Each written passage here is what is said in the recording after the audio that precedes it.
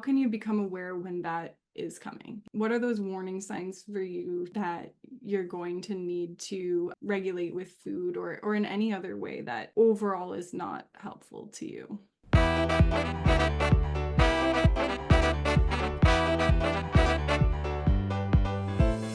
Welcome to the Mindful Method podcast, where we don't just fill your ears, we fill your mind with the tools to enhance your emotional and physical reality. I'm your host, Jordana Sade, here to guide you on this journey of the body-brain connection and help you take your power back to create the life you've always wanted. So grab a seat, because class is in session and our method is on the syllabus.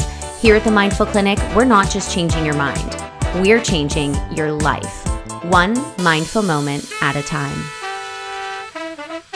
Hi, everyone. Welcome back to the Mindful Method podcast. Today, I am joined with a very special guest. Her name is Cassie, and Cassie is most well known for her trauma-informed yoga therapy. So I am so excited to dive into what exactly that means and how she is using probably somatics or like psychology in that area and connecting it with the body. So aligned with the Mindful Method podcast. So anyways, thank you, Cassie, so much for being here. And if you don't mind telling us a little bit about yourself and how you got to be where you are today. Yeah, thank you so much for having me. Okay, wow. I guess I'll start with a bit of my personal story because it's very intertwined with my work. And so I think in childhood, I moved around a lot. My parents are both in the military, and so with that comes a lot of instability and a pretty distinct culture, and also trauma, right? My mom was deployed multiple times when I was a kid, and we never really talked about trauma at that time, like 2007-ish. It wasn't really a big conversation, even in the military realm, or I guess in the like secondary culture that I was a part of. So I think it shaped a lot of my younger years without me really understanding what that was. So it was kind of just this constant feeling of like loneliness and like discomfort, just suffering all around basically. And I think that got me into trouble in my early teen years with drinking and drugs and all the things. Like I really went for it really young. Yeah, I know. I heard something similar on one of the other episodes I listened to. And it happens, right? I mean, that when we don't know what to do with the pain inside of us, it can manifest in a lot of behaviors that other people would deem like reckless or defiant, are all words that were used to describe me in that era. So I had this like real rebelliousness as well that I think is actually fed into a lot of my work in a really positive way, but later on.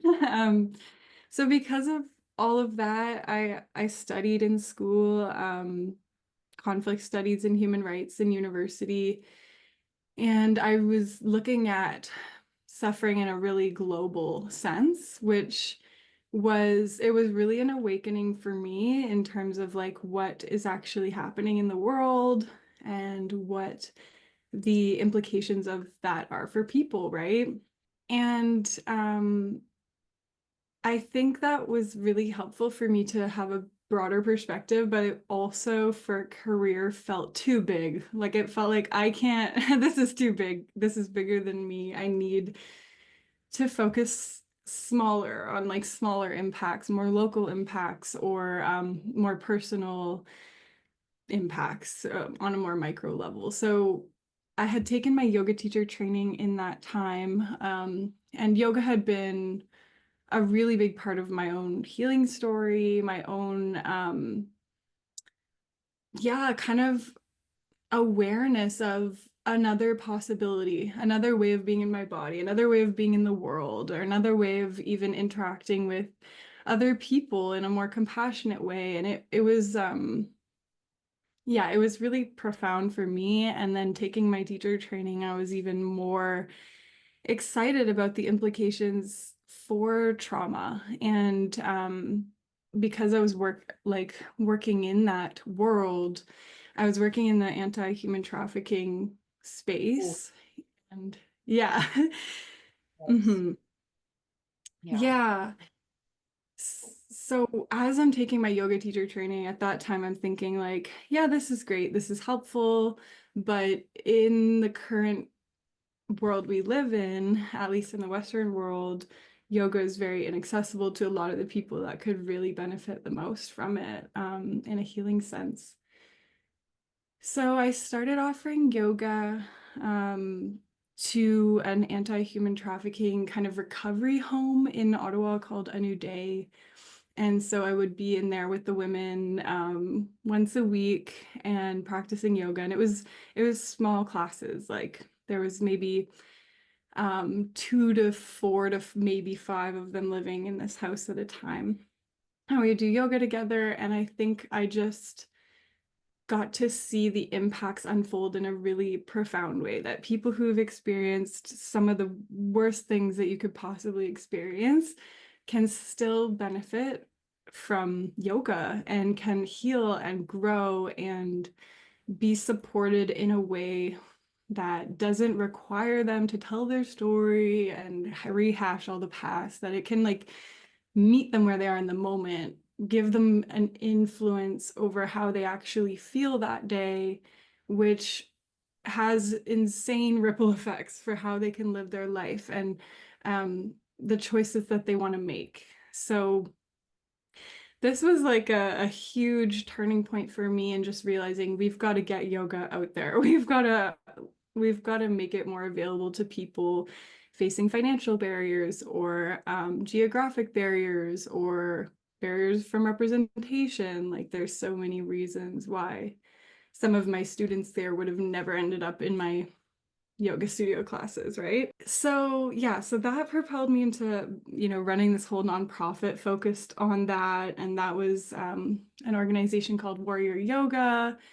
We were integrating yoga into service agencies like food banks, shelters, recovery centers of all different kinds. And we were quite big. We were operating in three different cities, including Toronto, Ottawa, and Stockholm. My partner and my best friend in that organization is Swedish, so we were doing that, and it was this huge, huge thing. But eventually, COVID got the better of us, and we lost all our funding.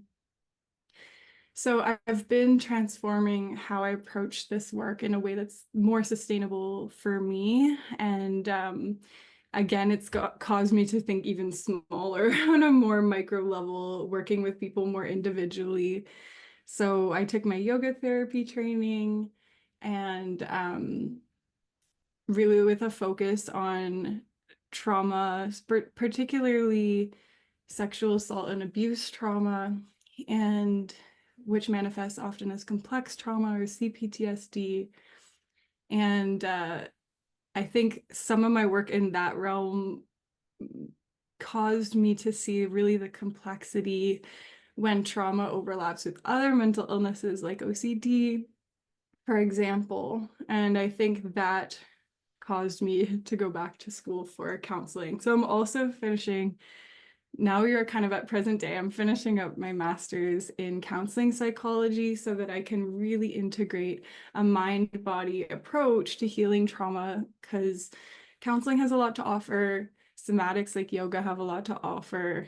And generally, we are advised to create like a healthcare team, but that has its own challenges and barriers for people, obviously. So I'm working to integrate these therapies into a really cohesive mind-body therapy. Yeah, that's my whole life in a nutshell. Oh my gosh. Thank you so much for sharing that. That like literally everything you said, I was like, nailed it, nailed it, nailed it. So good, so aligned, and super similar to the way I build my practice. It's like I really do agree with you, especially like regardless of the barriers that the really like minorities might face. I think everybody, it's a barrier when we have like multiple people on the team, because the information we get from one person to the next could conflicts, like they're not speaking to each other, and so I really do believe that having, I mean, of course, we do need multiple practitioners in different areas, but really do believe that when we can have at least one person that integrates both the body and the mind and looks at it Yeah. from a more holistic place, I think that success rates are so much higher. And I've seen that in my own practice. But anyways, super interesting. So I worked in rehab centers for a while, and we had a lot of individuals who were victims of human trafficking. And it really is just like such a wow, yeah, like in a specific type of trauma that Yeah. comes with so many other comorbidities, right?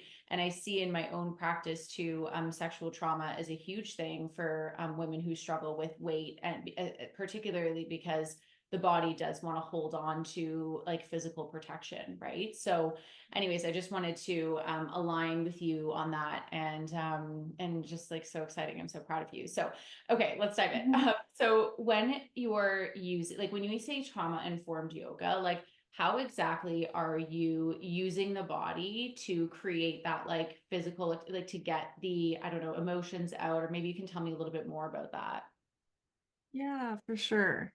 Yeah, I think there's two main elements when we think of trauma-informed yoga, and especially, I mean, there's the difference between yoga, which is yoga classes like in a group setting, and then Mhm. yoga therapy, which is usually more either individual, where we have assessments and all the other the relational part, the therapeutic relationship.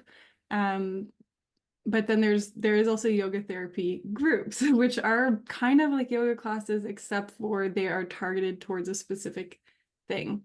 So I was hosting yoga therapy groups in the Sexual Assault Support Center in Ottawa, for example. So we're all coming to yoga to heal from a particular perspective or with a shared experience. Mm. Um, so those are kind of some different, possibilities. But in terms of trauma-informed yoga as in group classes, we want to make sure that it is safe for people who've experienced trauma. And that's obviously the most important part. And what that means is things like considering potential triggers. So you want to know the population you're working with and what could be sensitive for them. Like we won't know what each individual person's triggers are, so we can only really do our best at um, you know, being aware and kind of making our best guess and hopefully creating a space where people can tell us if a particular word or approach is not helpful. But a main element of that is offering choice. You may have gone to yoga classes or fitness classes in the past where it can be really directive. Like, okay, now you're going to do this, now you're going to do that, try harder, push more. And when we think of like, if we just think from the lens of sexual assault for a moment, we can understand that being told what to do with our bodies um, might be a trigger, right? It certainly is for me. And so what we want to do then is offer a lot of choice. So if you're doing like an opening meditation, it can be like, you're welcome to lay down or you could stay seated. And just giving people some different options so that they start to learn what their body needs. And it's really interesting to watch this unfold in an environment where I know specifically I'm working with trauma survivors because, or even honestly other people too, but you see almost this moment where their wheels are turning like, well, what do I want? Do I want to lay down? How could I know? Nobody has ever asked me, what do I want to do with my own body? And Mhm. so a simple question like, do you want to lay down or sit up can actually be really profound in helping people to learn what is a yes and a no from their body and giving them a safe space to explore that, and a space where they know they're encouraged to listen to their body more than my instruction, right? Mm-hmm. Because it's almost like a practice ground. Because when they assert their body's needs out in the rest of the world, there may be pushback, there may be judgment.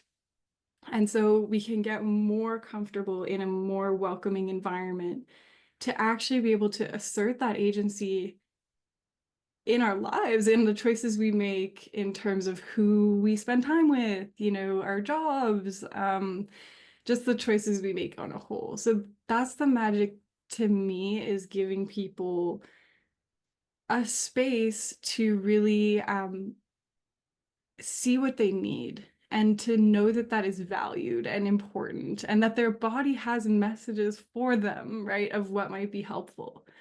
They might be, I might tell a student, for example, like, sit up straight for this meditation, and their back is aching, they're exhausted, all they want to do is lay down.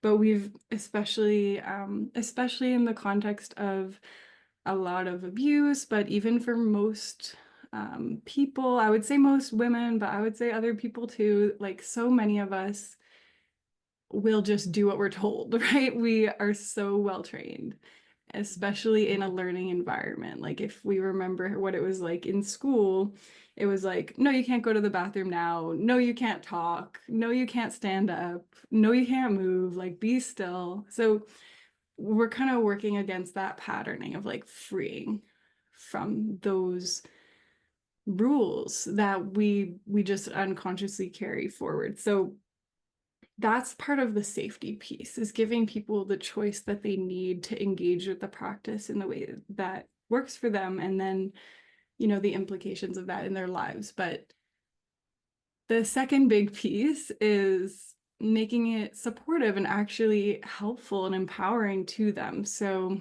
not just making sure they're safe, but trying to support their growth, their healing, whatever that looks like. So in a group context, sometimes that can mean sharing pieces from yoga philosophy or the nervous system, or helping them to understand why they might be feeling a certain way, or what might be helpful to practice for them. So compassion, for example, is essential to yoga philosophy, and also obviously helpful for everyone, but also in the context of trauma. So compassion can say, in a yoga class, you can lay down for this whole class if you need. You don't have to push too hard. You get to choose how much you want to do today. Um, it's okay if your mind is wandering in meditation. Um, and in a similar way as making it safe, we want to create those new patterns of changing self-talk, of this new approach to how we interact with our bodies first, and then also rippling out to our thoughts, the rest of the world, our relationships, and all of that. So it ends up being a really powerful format, actually, for people to change these patterns in this hopefully very welcoming, gentle container. And then almost like the next step is that fiercer side of like being this way in the world, which takes more strength, I think. Yeah. Yeah, I can so imagine and how creating that safety first is so important because, I've done years and years of therapy myself, and I often, typically, if people are coming to me for help, like, I'm like their last resort. Like, they tried it all, they've done it all. And most of them have done therapy, and I'm not like poo-pooing therapy in any way, shape, or form. Definitely like very significant and important, but if you are so disconnected, if there's such separation between you and your body, you're not really living in that present moment that you're talking about. You're kind of just like letting the subconscious programs and the limiting beliefs and the trauma like run your day, and you're in this state of like zombie state, all like, and you're just reacting to everything rather than being like really rooted, grounded within your own power, your own body. And so teaching them that first, I could only imagine and creating the safety and space for them to do that, I could only imagine then would be profound for them to be able to actually receive the information of, okay, like now how do I regulate this emotion? Or like, you know, what, like taking in yoga philosophy and applying it to their actual life rather than, because I think if you kind of start with that and there's still separation, then it just goes in through one ear out the other. I noticed a similar thing with myself. So I think that's extremely significant what you've done. Hi, babes. I am so excited to talk to you about my signature program, the Mindful Method. This is the exact same method that I have been using with hundreds of successful clients to help you heal your relationship to food, to increase confidence, and to lose weight without dieting or killing yourself at the gym. If you're sick of not feeling like your best self, if you're sick of promising yourself that you'll start again on Monday, if you're sick of going on restrictive diets only to gain back the weight, I can tell you right now that if you gained it back, it did not work. You know what's healthy and what's not. You do. You just continue to choose the unhealthy option anyways. And a meal plan will not solve this issue. There is no amount of restriction or discipline or willpower that is going to stop you from self-sabotaging. The body follows the mind. Imagine a life where you don't have to think about what you can or can't eat. Imagine a life where you feel confident in all of your clothes, where every day and every way your body rebalances and you lose all of the weight so you find the truest, healthiest version of yourself. Imagine never having to start again on Monday. This is what happens when you focus on transforming the brain so weight loss is effortless. The body follows the mind, and it's time you actually get to the root cause of your issue. If you are ready to transform and find the truest, healthiest version of you without letting go of your favorite foods, I invite you to fill out the application in my bio. And if you're a good fit, we'll be in touch soon. Back to regular programming. If you can tell me a little bit more about why being in the present moment is so important for healing. Ooh, yes. Yeah, as I was thinking actually, like, I mean, there's so many ways that yoga is already designed to be helpful in the context of trauma or suffering as a whole, because traditionally that's what yoga is for. It is to liberate us from suffering. That is, if we take the system of yoga as a whole, like not just the asana, the physical posture practice, but yoga as a whole, as a mind-body system, as an ancient system, has so much to offer. And one of those things is being present. I guess when it comes to trauma, experiences of trauma can be so jarring, so potentially threatening, either to our actual life or sometimes so threatening in a relational context that they have such strong imprints on our nervous systems, and as a result, our minds and our bodies, right? The whole of us. So those imprints in yoga philosophy are called samskaras and or vasanas. So vasanas is like the emotional imprint, and samskaras are like the patterns that result. So it's really beautiful to know a lot of this framework for healing is ancient, has been known long before therapy existed and long before like Western medicine. So I find that really comforting, because we don't need to reinvent the wheel. It's all there. It's time tested. This system has evolved through a couple thousand years of scholarship and study and practice by yogis. But I guess in terms of our practices, when trauma wants to pull us back into those emotional imprints or patterns or nervous system responses that were really effective for survival at one time and really needed, right?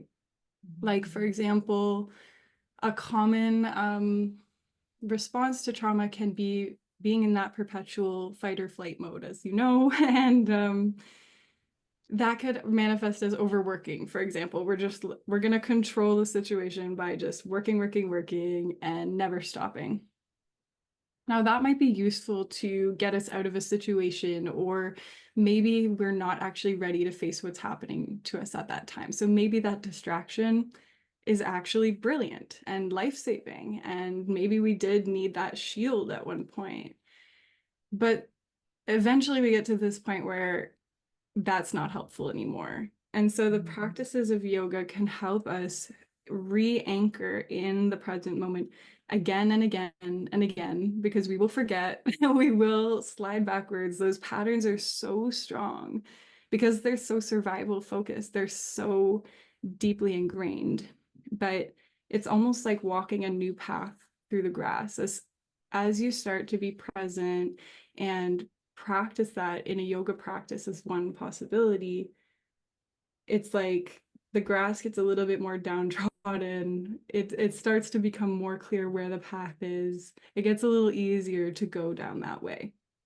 So I often describe to clients like our trauma responses are like a super highway. It's like 4 lanes, it's got lights, it's like so easy to drive down it at a million miles an hour. But we're kind of stumbling our path, this new path through the grass. It takes time. We need to repeat over and over.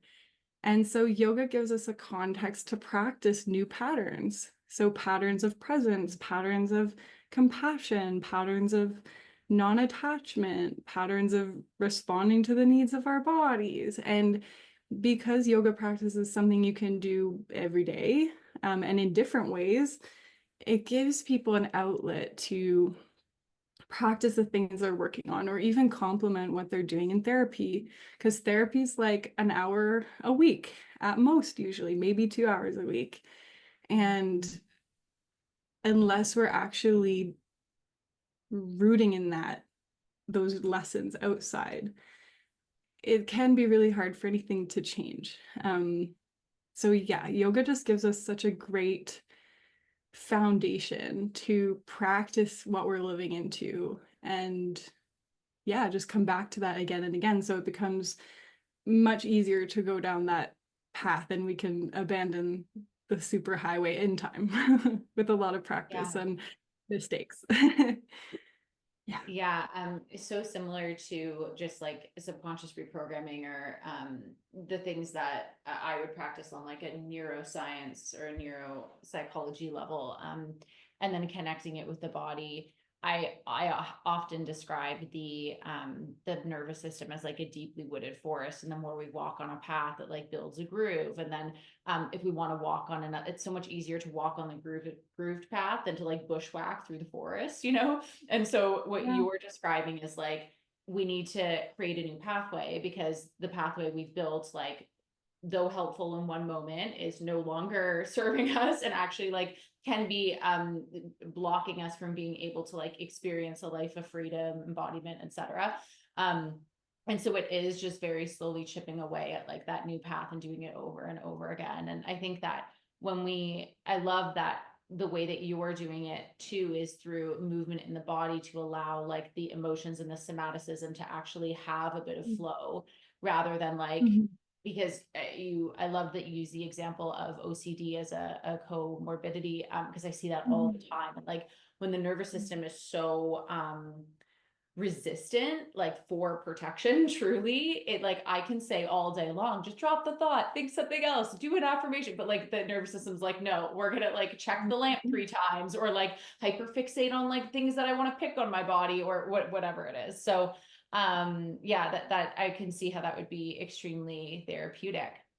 The other thing that I Yeah. wanted to touch on with you is the idea of, you said this when you were talking about safety, when you were saying that, you know, and this is something that I experienced myself, where actually sitting up in a cross-legged position for meditation is very not comfortable for me. Like, I don't know what it is about. So I always have to lie down.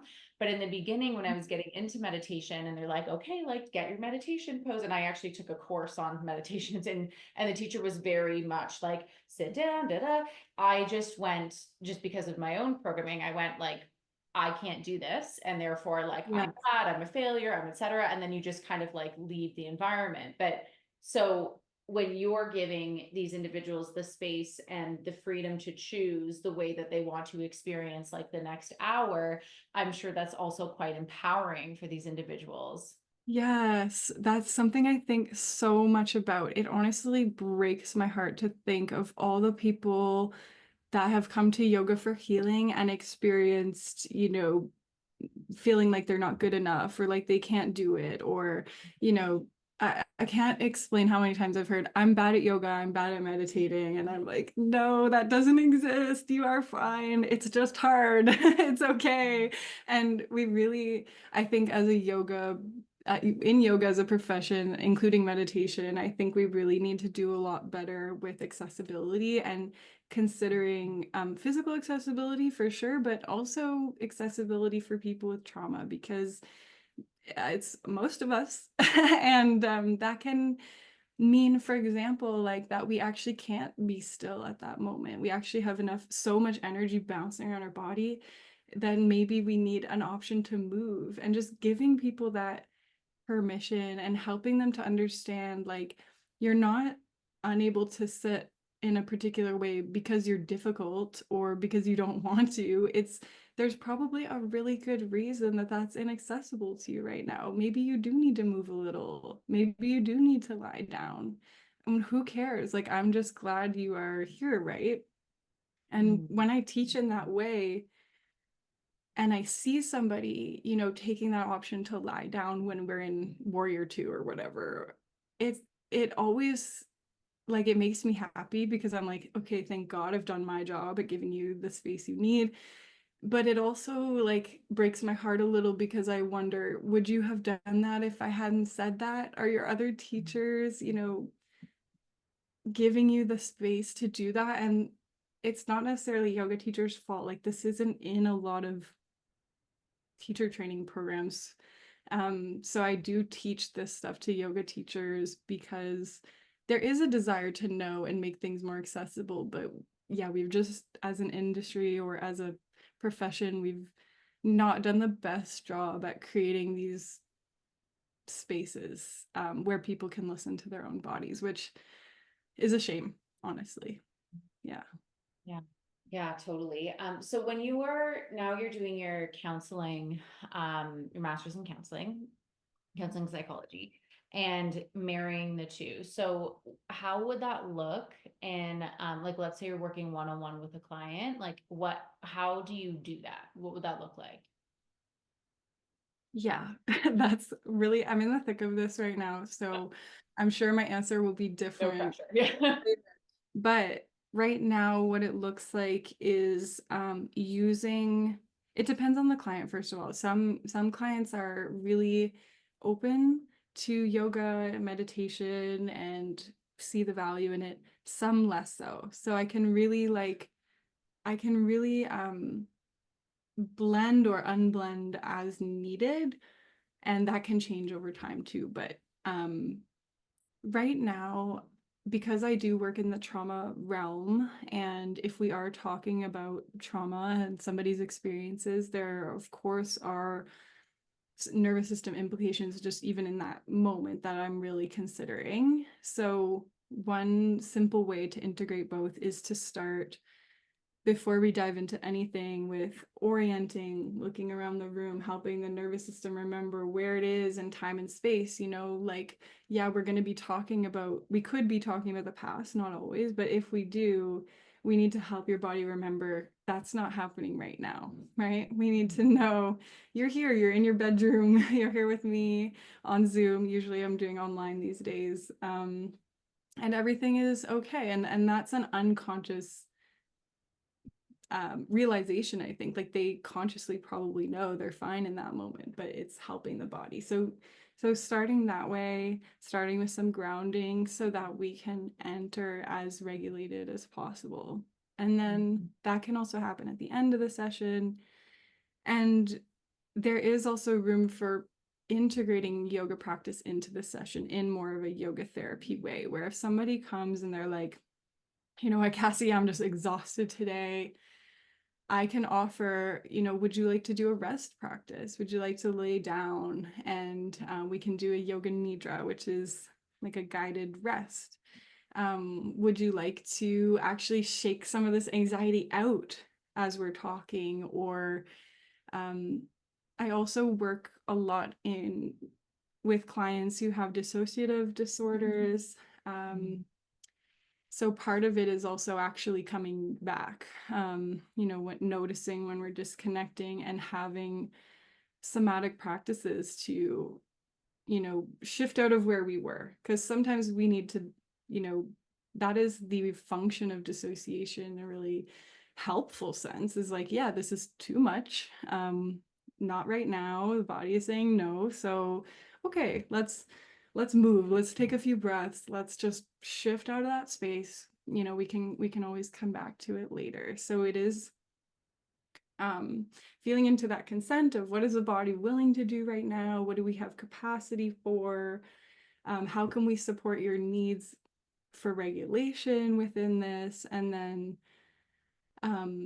just respond to how you're actually feeling today. And that process in itself is so healing. And it reminds me a lot of like reparenting. It's like, okay, you're exhausted. Like, I'm not going to push you to go into the depths of your trauma today. Like, there are times we need to pull back.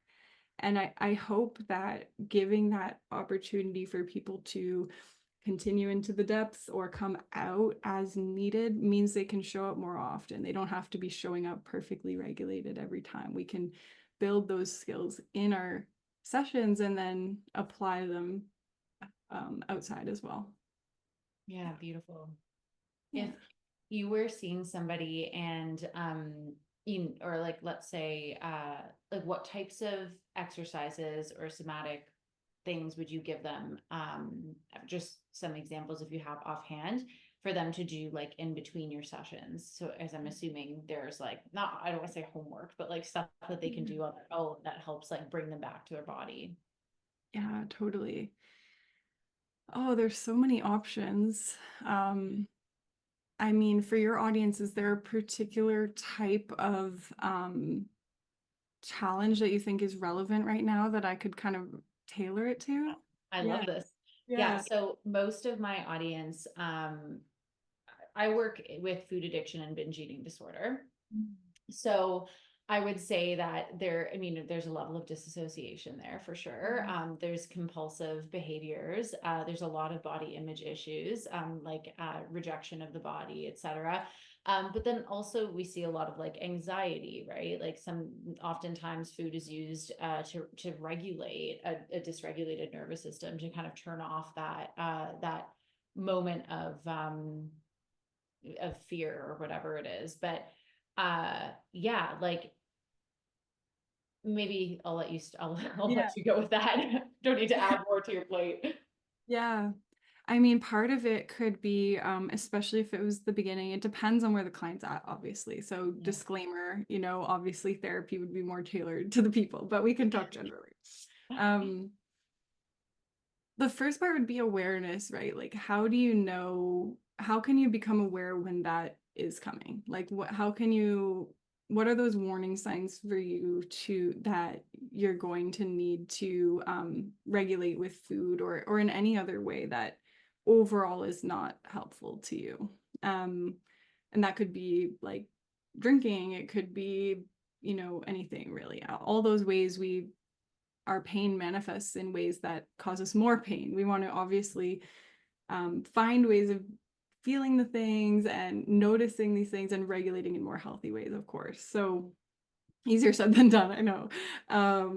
So yeah, part of it could be building awareness. How do you know when you're starting to get to that place? And is it possible to begin to learn before you actually get there, before you're actually like fully in the pit, as I call it, like when you're like, how do you know you're starting to climb downwards? And that sounds simple, but that could take weeks. That could take a long time, especially if part of our way of coping is being unaware or disconnected from the body might actually be a big deal to start to learn that. So it might be like, um, in between sessions, can you notice when you start to reach for something that isn't helpful to you before you get there? So the awareness piece is big. Once you realize where you are in whatever kind of struggle you're having, whether it's like I'm having a big feeling, I'm exhausted, I'm super stressed, oh, now I'm pissed off, I'm irritated, I'm fighting with my partner. Okay, so that's where we are. And we can look at that through different lenses like emotions. We can look at it from a nervous system perspective. We can look at it from a yoga philosophy perspective. It depends on what, the client reaches for, what makes sense to them. And then the second question is like, okay, what do I need? What is the need in that moment? Is it comfort? Like, what else brings you comfort? Where else do you notice that you are comfortable? Is it that you need to express yourself? Is it that you need someone to listen to you? Like, I mean, there's like a million possibilities there. And I think that the counseling side is really helpful in helping us understand like where those really strong like needs, almost like I want to say like a deficiency, not because we're born that way, but because we didn't get enough of something, like we didn't get enough affection or something.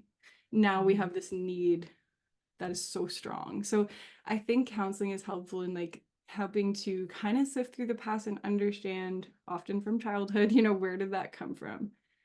And so then we can practice other ways. And it's very trial and error, right? I can give you a breath practice and you're like, Cassie, I fucking hate that. I'm never gonna do that. I like, no. And I'm like, okay, can we have a different type of awareness practice? Let's try this movement. Can you actually, if the need is expression, can you actually like move it out of your body? Can we do these big sighs, like, and be really dramatic about it? I think yoga practice can, and this is reflected in the yoga research too, that yoga can provide a tool for regulation that can substitute some of the quote unquote maladaptive behaviors we've learned elsewhere. I say quote unquote because it sounds a bit judgy, and I don't like to be judgy about it. I think it makes sense, and we all have these ways of coping that, we'd maybe like to change one day, but it is what it is. So yeah, we can just learn what's actually helpful for you. What are you actually going to do? How much time do you actually have? It doesn't have to be that you set aside an hour and roll out a yoga mat. Like, you can have awareness practices or breath practices that you can do while you're talking to your boss or while you're waiting in the doctor's office. So it's really creative from that standpoint in terms of like, okay, who's in front of me? What is the need they have? What works for them? What are they actually going to do? And what kind of resources that they have in terms of time or sometimes even money? Like, can you go get a massage, or are we going to need to be a little bit more crafty than that? Yeah. Yeah, thank you so much for actually breaking that down. This reminds me of this reel that I saw on TikTok or Instagram. I don't know, probably Instagram because I'm never on TikTok, but it Mhm. like went viral and infuriated me. I'm human. I have big reactions too. Yeah. But like because about to be judgy in a moment. But it was this practitioner who also works in the binge eating space, and her whole reel, and I get it. It's not easy to communicate a complex Yeah. concept in like 30 seconds, but her whole reel was like this is your solution to binge eating. Whenever you want to grab some food, you just like dip your head in an ice bath, and like and I was just like, I don't know a single client of mine that's going to be like, oh, shall I eat the Kit Kat bar, or do I want to dip my whole face in ice? Like, yes, the ice bath is going to regulate the nervous system, which is clearly dysregulated. Like, it's solving the problem from like a nervous system regulation perspective. But if the client doesn't have the awareness around like the fact they're even going for the Kit Kat bar and like why they're doing it, or like what the actual need really is, the likelihood of them being able to choose something that feels like not only like harder, but like a lot more aggressive over some like delicious, comforting piece of Yeah. chocolate, like is so low, right? And it is very, very difficult, especially in the space that I work, for clients to understand or have the awareness around like why they are reaching for that maladaptive quote unquote behavior. Because Mhm. a lot of the time, and I'll speak specifically for food, but this really can generalize to all types of like uh, requiring external validation or Mhm. overconsumption of anything really. But I have a lot of clients that are like, I don't stress eat. Like I'll eat when I'm stressed, but also when something really good happens to me, I eat. So like how does that make sense, And so being able to have the awareness around like, oh, it's not just like one specific emotion like anxiety. It really could be a plethora of things that allow you to, or that like motivate you or provoke you to reach for that external stimuli, but recognizing when you're in that state of dysregulation for good or for bad, because like hyper vigilance in like a positive way can also be dysregulation, or you can feel like dysregulation to the body. And knowing, like being able to have the awareness around that first, and then having these additional practices that feel good for the client, I think is so important, like, and a huge missing link. Yeah, exactly. Yeah. I think it's so important as you're talking of, okay, first of all, I think I could do a whole rant about how communicating these really nuanced topics in a reel is just, it's making me mental these days. Like I cannot do it. I'm like about to just quit the whole thing because it's just, it sucks. It really reduces somebody's experience where actually it might be more helpful to have, yeah, some compassion and curiosity. Like why do you need that? Where is this coming from? Like what kind of support are you looking for? And like not only that, but like of course you want comfort, of course you want support, like of course you do. You're a human being. So many times, I don't know if you see, I'm sure you do actually see this, but so many times it comes in and it's like, I'm so bad at this, or I know it's bad, and there's like a shame around it. And that shame makes me so sad because it is so much a barrier to what we often actually need, which is often connection and care and support of whatever kind. And coming to it from that place, I think is, more long term. It's more helpful, yeah, in a lifetime than like, yeah, I could dip my face in this cold ass water, and maybe you should, I don't know, but there is also just like rather than just shooing away, like trying to shut up the response, like I really want to know, where did it come from, and what do you need? And it's okay that you have needs, by the way, because a lot of us feel like we can't, or that it's a flaw. And God, I think like half of my time is like, no, it's okay that you need to, you know, reach for something comfortable. It's just that we want to make sure it's as helpful for you as it can be. That's all. And that feels different to me. Yeah, absolutely. The shame piece is huge.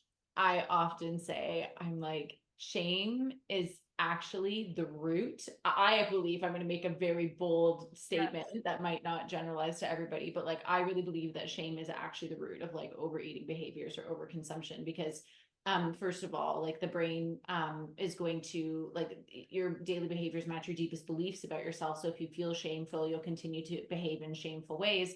But the truth is, so much of overeating is done in a way that's like behind closed doors. It's like in private.